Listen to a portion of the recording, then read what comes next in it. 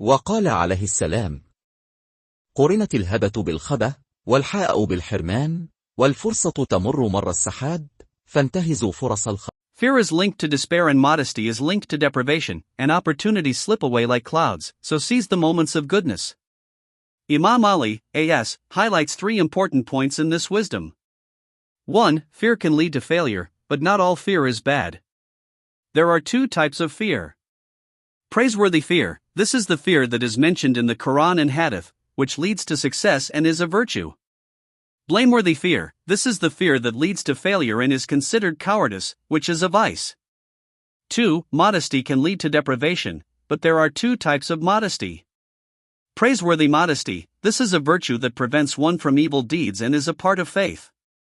Blameworthy modesty, this is a vice that leads to deprivation, such as being too shy to seek knowledge or ask questions. 3. Opportunities are like clouds that pass quickly, so seize them and make the most of them. Don't waste your time, as regret will follow. The Prophet, advised Abu Dhar to seize his opportunities before he becomes busy.